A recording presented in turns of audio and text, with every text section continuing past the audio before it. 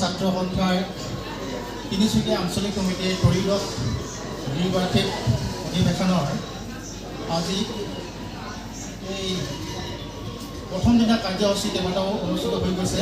তাৰ লগতে আমাক নিমন্ত্ৰণ জনোৱা হৈছে মঞ্চ উদ্বোধন কৰিবৰ কাৰণে। গতিকে এই কাৰ্যসূচীটি ৰূপায়ণ কৰিবৰ কাৰণে মই আগবাঢ়িছোঁ। আমি সদৌমান ছাত্ৰ সন্থা তিনিচুকীয়া আঞ্চলিক কমিটিক আমি বাৰেকুৰিবাসী এজন ব্যক্তি হিচাপে আমি স্বাগতম জনাইছোঁ। আমাৰ ইয়াত আমাৰ বাৰেকুৰি অঞ্চলত আপোনালোকৰ এই গুৰুত্বপূৰ্ণ অধিৱেশনখনি অনুষ্ঠিত কৰাৰ বাবে আৰু ইয়াৰ যিটো মুকলি মঞ্চ, ইয়াৰ যিটো মণ্ডপ বোধে অনিৰুদ্ধ দেৱ দুখিত শ্ৰী অষ্টভুজ সমন্বয় ক্ষেত্ৰ হিচাপে নামাকৰণ কৰিছে। গতিকে আমাৰ এই গুৰুজনাৰ বিষয়ে আৰম্ভতে দুআষাৰমান কওঁ বুলি ভাবিছোঁ। হয়তো নক'লে সম্পূৰ্ণ নহ'ব যেন লাগে। এইটো এটা বৃহৎ অঞ্চল, বৰ্তমান যিটো বাৰেকুৰি বুলি জনাজাত এই অঞ্চলটো, ইয়াত 21খন গাঁৱৰে সামৰা এক বিস্তৃত অঞ্চল। প্ৰাচীন কালত এই অঞ্চলক হোলোঙাগুৰি বুলি জনাজাত আছিল। বাৰেকুৰি নামঘৰ আগতে হোলোঙাগুৰি বুলি কৈছিল। এই অঞ্চলত বৃহৎ বৃহৎ হোলোঙা গছৰে একালত আৱৰি আছিল। এই হোলোঙা গছৰ ঘন বসতি, হোলোঙা গছ থকা কাৰণেই মানুহৰ বসতি গঢ়ি উঠা এই অঞ্চলটোৰ নাম হোলোঙাগুৰি হ'ল বুলি ৰাইজে কোৱাকৈ কৈছিল। এই বৃহৎ অঞ্চলটোৰ কোন সময়ৰ পৰা মানুহ ইয়াত বসবাস কৰিবলৈ সোমালে বা কিমান মানুহ এই বাৰেকুৰি অঞ্চলেদি পাৰ হৈ গ'ল তাক কোনো ক'ব নোৱাৰে বা এই কথাটো ঠাৱৰ কৰিব নোৱাৰি। ইয়াত বিভিন্ন জনগোষ্ঠীৰ মানুহ বসবাস কৰিছিল বুলি আমি বুৰঞ্জীৰ তথ্যাৱলীত পাওঁ। বা যি কি নহওক, মই এই মণিপুৰী অঞ্চলৰ প্ৰতিখন গাঁৱৰ নামৰ উৎপত্তিৰ ক্ষেত্ৰত কিছুমান লোক কাহিনী আছে আৰু মৰাণ বৰাহীসকলৰ ভাষাৰ আলমত সৃষ্টি হোৱা কিছুমান গাঁও আছে। যেনেকৈ লেচেংকা ওচৰতে আছে, ডেংকা, এইখন ডেংকাত ৰাজা খাংখাই এনেকুৱা জেগা আছে। যিমানটো সম্ভৱ মৰাণসকলৰ প্ৰাচীন ভাষাৰ ওপৰত সৃষ্টি নাম হ'ব। তেনেকৈ আৰু কেইবাখনো নাম আছে, কেইবাটাও নাম আছে। গতিকে এইবিলাক কথা আপোনালোকক এই আপাহতে দুআষাৰমান ক'লোঁ আৰু আমি আশা ৰাখিছোঁ গৌৰাংগ বৰগোহাঁই তেখেতকো আমাৰ সতীৰ্থসকলক আগবঢ়াই গ'লৰ কাৰণে মই অনুৰোধ জনাইছোঁ। সদৌ মৰাণ ছাত্ৰ সন্থাৰ তিনিচুকীয়া আঞ্চলিক সমিতিৰ ত্ৰয়োদশ দ্বিবাৰ্ষিক অধিৱেশন উপলক্ষে শ্ৰী অষ্টভুজ সমন্বয় ক্ষেত্ৰত আয়োজন কৰা আজিৰ এই অনুষ্ঠানটিৰ সন্মানীয় সঞ্চালক মহোদয়, ইয়াত উপস্থিত সদৌ মৰাণ ছাত্ৰ সন্থাৰ তিনিচুকীয়া আঞ্চলিক সমিতিৰ সভাপতি সত্যজিৎ দুৱৰাদেৱ, মোৰ সহকৰ্মী গৌৰাংগ। ভাৰতবৰ্ষৰ ঐতিহ্য, ভাৰতবৰ্ষৰ যিটো পৰম্পৰা, এই পৰম্পৰাই আজি হাজাৰ বছৰ পূৰ্বে বিশ্ব সভ্যতাক বাট দেখুৱাইছিল।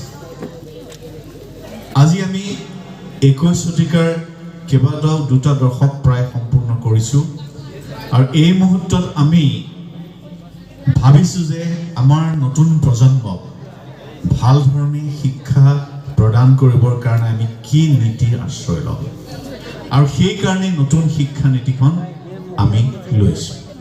কিন্তু আমি যদি আমাৰ বৰ্ণাঢ্য ইতিহাসটো চাওঁ, মই এইকাৰণেই এই শিক্ষা নীতিটোৰ মূল আধাৰটোৰ কথা ক'বলৈ আগবাঢ়িছোঁ। প্ৰথমতে কি কাৰণে আমাক এই শিক্ষা নীতিখন লগা হ'ল, আমি কিয় নতুন শিক্ষা নীতিখন ল'বলৈ চেষ্টা কৰিছোঁ। ইয়াৰ মূল কথাটোৱেই হ'ল যে এটা সময়ত আমাৰ যি জ্ঞান পৰম্পৰা আছিল, ভাৰতবৰ্ষৰ যিটো জ্ঞান পৰম্পৰা আছিল, নলেজ যিটো হিষ্ট্ৰী, জ্ঞানৰ যিটো পৰিক্ৰমা, জ্ঞানৰ যিটো যাত্ৰা, এই যাত্ৰাটোক সমগ্ৰ বিশ্বই অনুসৰণ কৰিছিল। আজি হাজাৰ বছৰ পূৰ্বে আমি এইখন ভাৰতবৰ্ষত জন্ম দিছিলোঁ নালন্দা বিশ্ববিদ্যালয়, তক্ষশিলা বিশ্ববিদ্যালয়, বিক্ৰমশিলা বিশ্ববিদ্যালয়ৰ দৰে বিশ্বমানৰ university, world class university. Those who R coming from English medium, তোমালোকে ৱৰ্ল্ড ক্লাছ ইউনিভাৰ্চিটি বুলি যেতিয়া কওঁ, বিশ্বমানৰ বিশ্ববিদ্যালয়। এতিয়া আমি হাৰ্ভাৰ্ডৰ কথা কওঁ, বাৰ্কলিৰ কথা কওঁ, অক্সফৰ্ডৰ কথা কওঁ, কেম্ব্ৰিজৰ কথা কওঁ, আমি হামবাৰ্গ ইউনিভাৰ্চিটিৰ কথা কওঁ, আমি ছিংগাপুৰ বিশ্ববিদ্যালয়ৰ কথা কওঁ, দক্ষিণ কোৰিয়াৰ ছিউল বিশ্ববিদ্যালয়ৰ কথা কওঁ। কিন্তু 1000 বছৰ পূৰ্বে পৃথিৱীৰ ক'তো এনেকুৱা বিশ্ববিদ্যালয় নাছিল যি বিশ্ববিদ্যালয় আমি ভাৰতবৰ্ষই জন্ম দিছিলোঁ। তক্ষশিলা বিশ্ববিদ্যালয়ত 60টাৰ ওপৰ বিষয় আছিল। আজি আমি মাল্টি ডিচিপ্লিনাৰী ছাবজেক্টৰ কথা কৈছোঁ। 21 শতিকাৰ এই পৰত আন্তঃবৈষয়িক পাঠ্যক্ৰম। আজি 1000 বছৰ পূৰ্বে আমি তক্ষশিলা বিশ্ববিদ্যালয়ত 60টাৰো অধিক মাল্টি ডিচিপ্লিনাৰী বিষয় আমি দিছিলোঁ। তালৈ অধ্যয়ন কৰিবলৈ আহিছিল বিশ্বৰ বিভিন্ন প্ৰান্তৰ ছাত্ৰ, অকল ভাৰতবৰ্ষৰে নহয়। আমি তাত সৃষ্টি কৰিছিলোঁ চাণক্য, কৌটিল্যৰ অৰ্থশাস্ত্ৰ তোমালোকে পঢ়িছা, এই চাণক্য। আমি সৃষ্টি কৰিছিলোঁ চন্দ্ৰগুপ্ত মৌৰ্যৰ দৰে মহান সম্ৰাট, সেইখন বিশ্ববিদ্যালয়ৰ প্ৰডাক্ট। আমি সৃষ্টি কৰিছিলোঁ নালন্দা বিশ্ববিদ্যালয়, য'ত মংগোলিয়া, চীন, শ্ৰীলংকা, বেবিলন, মধ্যপ্ৰাচ্যৰ বিভিন্ন ৰাষ্ট্ৰ আদি ছাত্ৰ ছাত্ৰীয়ে তাত অধ্যয়ন কৰিছিল। তাৰ লাইব্ৰেৰী এনেকুৱা আছিল, ৰত্নদধি আৰু ৰত্নসাগৰ। সেই লাইব্ৰেৰীত অধ্যয়ন কৰিবলৈ ইমানেই তাত গ্ৰন্থ আছিল যে লোকৰ বিভিন্ন প্ৰান্তৰ লোকে আহি তাত অধ্যয়ন কৰিবলৈ আহিছিল। আমি জন্ম দিছিলোঁ বিক্ৰমশিলাৰ দৰে বিশ্ববিদ্যালয়। আমাৰ হিষ্ট্ৰী আছে, আমাৰ এনেকুৱা এটা বৰ্ণাঢ্য ইতিহাস আছে। আৰু আমাৰ এডুকেশ্যন ছিষ্টেমৰ যোগেদি, ভাৰতীয় শিক্ষা পদ্ধতিৰ যোগেদি আমি বৰামিহিৰ, আৰ্যভট্ট, ব্ৰহ্মগুপ্ত, ভাস্কৰাচাৰ্য, পাণিনি, চৰক, সুশ্ৰুত, কালিদাস, মহাপুৰুষ শংকৰদেৱ, নাগাৰ্জুন আদি অনেক মনীষী, বিজ্ঞানী, সাহিত্যিক, কলা সংস্কৃতিৰ বিশাৰদ আমি জন্ম দিছিলোঁ আমাৰ এডুকেশ্যন ছিষ্টেমটোৰ যোগেদি। গতিকে এইবিলাকৰ দ্বাৰা প্ৰতীয়মান হয় যে আমাৰ এটা বৰ্ণাঢ্য, we have a glorious past so far education is concerned. আমাৰ যদি ভাৰতবৰ্ষই একালত জ্ঞানৰ ক্ষেত্ৰত যিটো জ্ঞান প্ৰজ্ঞাৰ কথা কৈছে, জ্ঞান প্ৰজ্ঞাৰ ক্ষেত্ৰত ভাৰতবৰ্ষই 1000 বছৰ পূৰ্বে আমি নেতৃত্ব দিছিলোঁ। পৃথিৱীৰ প্ৰথম কবিতা এই ভাৰতত জন্ম, মা মিছত প্ৰতিষ্ঠান তমগম শাশ্বত সমা, য'ত ক্ৰৌঞ্চ মিথুনা দেৱপতি কাম মোহিত। ক্ৰৌঞ্চমুখীৰ বিৰহত বাল্মীকিৰ মুখেদি নিগৰিত হৈছিল হয়তো পৃথিৱীৰ প্ৰথম কবিতা। ইয়াৰ পৰাই আমি সৃষ্টি কৰিছিলোঁ পাইম ভেলু 22/7। 1000 বছৰ পিছতো পাই ভেলুটো চেঞ্জ কৰিব পাৰিবা নেকি? It cannot change. ৰাষ্ট্ৰখন ধনী হ'লেই নহ'ব। এখন ৰাষ্ট্ৰৰ ধন সম্পদ, প্ৰাকৃতিক সম্পদ, আন্তঃগাঁথনি এইবিলাক প্ৰয়োজনীয়, কিন্তু সেইখন ৰাষ্ট্ৰৰ শিক্ষাৰ্থীসকল, ছাত্ৰ ছাত্ৰীসকলে যদি বিজ্ঞান, সাহিত্য, সংস্কৃতি, কাৰিকৰী সকলো দিশত যদি পাৰ্গত নহয়, তেতিয়া সেইখন ৰাষ্ট্ৰই তেওঁলোকৰ সম্পদৰাজি ব্যৱহাৰ কৰাৰ ক্ষেত্ৰত সফল হ'ব নোৱাৰে। গতিকে বিশ্ব বেংকই কৈছে, বিশ্ব বেংকে, ৱৰ্ল্ড বেংক, তোমালোকে নিশ্চয় নামটো শুনিছা, ৱৰ্ল্ড বেংক, বিশ্ব বেংকৰ এটা ষ্টাডি কৈছে এখন ৰাষ্ট্ৰৰ ডেভেলপমেণ্টৰ ক্ষেত্ৰত the most pivotal role is being played by the human resource, মানৱ সম্পদ। 64% এখন ৰাষ্ট্ৰৰ বিকাশ নিৰ্ভৰ কৰে সেই ৰাষ্ট্ৰৰ মানৱ সম্পদৰ ওপৰত, অৰ্থাৎ তোমালোকৰ ওপৰত। বাকী 20% মান নিৰ্ভৰ কৰে তেওঁলোকৰ ৰাষ্ট্ৰখনৰ আন্তঃগাঁথনিৰ ওপৰত।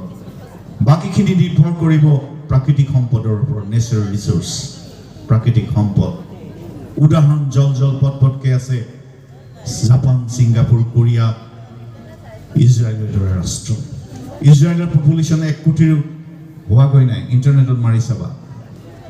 কিন্তু ইজৰাইললৈ সমগ্ৰ বিশ্বই সমীহ কৰে কাৰণ তেওঁলোকে ইমান সুন্দৰকৈ তেওঁলোকৰ শিক্ষাৰ্থীসকলক শিক্ষা প্ৰদান কৰি ৰাষ্ট্ৰৰ হকে সমাজৰ হকে তেওঁলোকক গঢ়ি তুলিছে যে তেওঁলোক প্ৰত্যেকজনে একোটা সম্পদ হৈছে তেওঁলোকৰ প্ৰাকৃতিক সম্পদ একো নাই কিন্তু তেওঁলোকৰ জ্ঞানৰ গৰিমাৰে তেওঁলোকে তাতেই সম্পদ সৃষ্টি কৰিছে জাপানত কি আছে নেশ্যনেল ৰিচোৰ্চ বিশেষ একো নাই কিন্তু জাপানৰ টেকনলজি জাপানৰ যিটো আৰ্টিফিচিয়েল ইণ্টেলিজেন্স কৃত্ৰিম বুদ্ধিমত্তা internet of things big data computational thinking আদিৰ ক্ষেত্ৰত জাপানে অনবদ্য অভিনৱ পৰিৱৰ্তন সাধিছে তেওঁলোকৰ ছাত্ৰ ছাত্ৰীসকলক প্ৰকৃত শিক্ষা দি গতিকে তেওঁলোকৰ প্ৰাকৃতিক সম্পদ নথকাৰ সত্ত্বেও তেওঁলোকে টেকনলজিৰ ক্ষেত্ৰত গোটেই পৃথিৱীতে আলোড়নৰ সৃষ্টি কৰিছে অৰ্থাৎ তেওঁলোকৰ মানৱ সম্পদক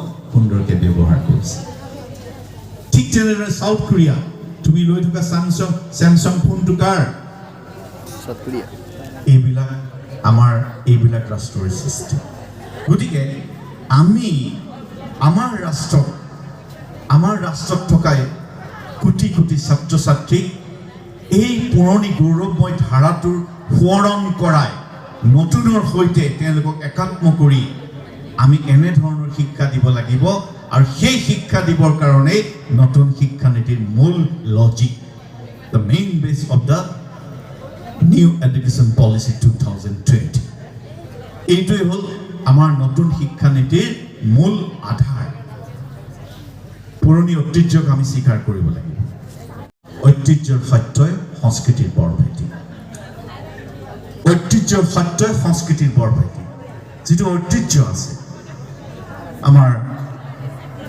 মৰাণসকলৰ যিটো পৰম্পৰা আছে মটকসকলৰ যিটো পৰম্পৰা আছে বৰ্ণময় অতীত আছে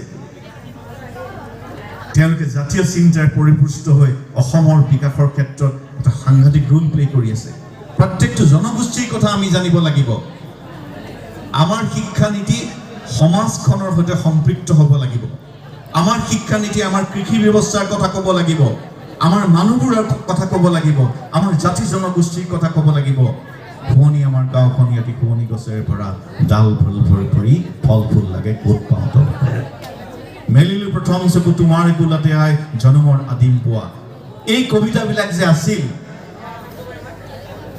তোমালোকে এইবিলাক নোপোৱা হ'লা এই কবিতাবিলাক যে আছিল এজন মানুহৰ জাতীয় চিন্তাক কেতিয়া পৰিপক্ক কৰে যেতিয়া তেওঁলোকৰ শিক্ষানীতি আৰু শিক্ষা ব্যৱস্থাই তেওঁলোকৰ মাটিৰ গোন্ধৰ কথা কয় থলুৱা মানুহৰ কথা কয় খিলঞ্জীয়া সংস্কৃতিৰ কথা কয় জীৱনবোধৰ কথা কয় কিন্তু নতুনৰ কথাও কয় নতুন চিন্তা সৈতে সম্পৃক্ত কোনটো কবিতা আমাৰ মানুহবোৰৰ সৈতে সম্পৃক্ত they are far away from our culture and day-to-day life যেতিয়া শিক্ষা জীৱনৰ সৈতে সম্পৃক্ত নহয় শিক্ষা ব্যৱস্থাত থকা কথাবিলাক তোমাৰ নিজৰ মানুহৰ কথা যেতিয়া নকয় সংস্কৃতিৰ কথা যেতিয়া নকয় তোমাৰ জীৱনবোধৰ কথা নকয় তেতিয়া সেই শিক্ষাই মানুহক প্ৰকৃতাৰ্থত সম্পদ কৰিব নোৱাৰে আৰু সেই কথা উপলব্ধি কৰি ডক্টৰ কে কস্তুৰী ৰংগন ঈশ্বৰ প্ৰাক্তন চেয়াৰমেন ইণ্ডিয়ান স্পেচ ৰিচাৰ্চ অৰ্গেনাইজেশ্যনৰ ফৰ্মাৰ চেয়াৰমেন এজন বিজ্ঞ বিজ্ঞানী তেওঁৰ নেতৃত্বত 2020 এই নতুন এডুকেশ্যন পলিচি ৰাষ্ট্ৰীয় নতুন শিক্ষা নীতিখন অনা হৈছে ক্ৰেডিট আৰ্ণ কৰিবা ধৰা তোমালোকে বিভিন্ন বিষয়ত তোমালোকৰ ইণ্টাৰেষ্ট আছে মাল্টিডিসিপ্লিনাৰী বিষয়বিলাক তোমালোকে ল'ব পাৰিবা লাহেকৈ কাৰণ ক্লাছ 6 ৰ পৰা তোমালোকক কোডিং শিকোৱা হ'ব কোডিং শিকোৱাৰ লগে লগে তোমালোকে 5 লৈকে তোমালোকে নিজৰ মাতৃভাষাত পঢ়িব লাগিব তাৰ ওপৰলৈ যদি মাতৃভাষাত পঢ়িব বিচাৰা বা ৰিজনেল লেংগুৱেজ তোমালোকে সেই সুযোগটো পাবা তাৰ ওপৰত যদি তোমালোকে মাতৃভাষা বিচাৰা তাতো তোমালোকক এলাউ কৰা হ'ব অৰ্থাৎ এনেধৰণে মডাৰ্ণ টাং বা নিজৰ ৰিজনেল লেংগুৱেজ আঞ্চলিক ভাষাটোকো তোমালোকে সন্মান দিবলৈ শিকোৱাটো এই নতুন শিক্ষা নীতি কৈছে আমাৰ লোকবিদ্যাৰ আমাৰ যিটো চৌষষ্ঠি কলা এইবিলাকো আমাৰ কাৰণে অত্যন্ত প্ৰয়োজন কাৰণ এইবিলাকক লৈ আমি এটা সময়ত সমগ্ৰ বিশ্বত জ্ঞানৰ ক্ষেত্ৰত নেতৃত্ব দিছিলোঁ গতিকে লোকবিদ্যাৰ বিভিন্ন দিশো তোমালোকৰ পাঠ্যক্ৰমত অন্তৰ্ভুক্ত হ'ব অৰ্থাৎ এক্সট্ৰা কাৰিকুলাৰ এক্টিভিটিজ তোমালোকে যিখিনি কৰিছিলা সেইখিনি শিক্ষানীতিত আগতে সামৰা নাছিল এতিয়া নতুন শিক্ষানীতিয়ে সেইবিলাকো ল'ব এইধৰণে আমি বিভিন্ন দিশত আমি নতুন নতুন সংযোজনেৰে আমি নতুন শিক্ষানীতিক আমি লৈ যাব বিচাৰিম আৰু এই ক্ষেত্ৰত ছাত্ৰ ছাত্ৰীসকল শিক্ষক সমাজ বৌদ্ধিক সমাজ মৰাণ ছাত্ৰ সন্থাৰ দৰে অনুষ্ঠানৰ গভীৰকৰণীয় আছে আৰু মই আটাইতকৈ আনন্দিত হৈছোঁ মৰাণ ছাত্ৰ সন্থাৰ এই কামৰ প্ৰতি কাৰণ মই অসমৰ বিভিন্ন ছাত্ৰ সংগঠনৰ নেতৃত্বৰ সৈতে মই জড়িত মোৰ বিভিন্ন সময়ত লেখাবিলাক ওলাই তেওঁলোকক মই বাৰম্বাৰ আৰু বিভিন্ন বোৰ্ড কমিটিতো মই এইবিলাকত আছোঁ মই দেখা পাইছোঁ যে ছাত্ৰ সংগঠনসকলে এই কথাটোত যিটো গুৰুত্ব যিমান দিব লাগে সেয়া দিয়া পৰিলক্ষিত নহয় কিন্তু মৰাণ ছাত্ৰ সন্থাই মই ব্যতিক্ৰম এক অনুষ্ঠান দেখিছোঁ এটা সংগঠন দেখিছোঁ যি ইমানখিনি ছাত্ৰ ছাত্ৰীক সমবেত কৰি এই নতুন শিক্ষানীতিৰ যোগেদি তেওঁলোকৰ মনোজাগৰণ এটা ভেটি স্থাপন কৰিবলৈ আহিছে এইটো এটা অত্যন্ত প্ৰশংসনীয় দিশ আৰু তোমালোকে এই কথাখিনি উপলব্ধি কৰিব লাগিব আমি জানো যে যদি আমি foundational stage preparatory stage middle stage secondary stage এই চাৰিটা ষ্টেজ যদি ভালকৈ নকৰোঁ হায়াৰ এডুকেশ্যন কেতিয়াও ছাকচেছফুল নহয় আমাৰ দেশত এতিয়াও মাত্ৰ 30%ৰ তলত হায়াৰ এডুকেশ্যনত ছাত্ৰ ছাত্ৰী মানে আহে কিন্তু উন্নত ৰাষ্ট্ৰবিলাকত যদি চাওঁ তাত কিন্তু এক বুজন সংখ্যক ছাত্ৰ ছাত্ৰী হায়াৰ এডুকেশ্যনলৈ আহে অৰ্থাৎ এতিয়া নতুন শিক্ষানীতিয়ে কৈছে যে 2035 চনৰ ভিতৰত টোটেল যিমানখিনি ছাত্ৰ ছাত্ৰীয়ে পঢ়িবলৈ আহে শিক্ষা ব্যৱস্থাত তাত 50% হায়াৰ এডুকেশ্যনলৈ আহিব লাগে বাই 2035 চনৰ গতিকে এই ব্যৱস্থাটোৰ যোগেদি উচ্চ শিক্ষাৰ এক নতুন সংযোজন কৰিবলৈ চেষ্টা কৰা হৈছে ভাল গৱেষণা ভাল সৃষ্টিশীল চিন্তা নতুন শিক্ষানীতিয়ে হায়াৰ এডুকেশ্যনত সংযুক্তি কৰি আমাৰ দেশৰ যিবিলাক সমস্যা সামাজিক সমস্যা অৰ্থনৈতিক সমস্যা বিজ্ঞানৰ ক্ষেত্ৰৰ সমস্যা এইখিনিক যাতে আমাৰ সম্পদে সমাধান কৰিব পৰাকৈ পথ নিৰ্দেশনা তৈয়াৰ কৰিব পাৰে সেই কাৰণে নতুন শিক্ষানীতিয়ে উচ্চ শিক্ষাটো এনেধৰণে ৰিচাৰ্চৰ ক্ষেত্ৰত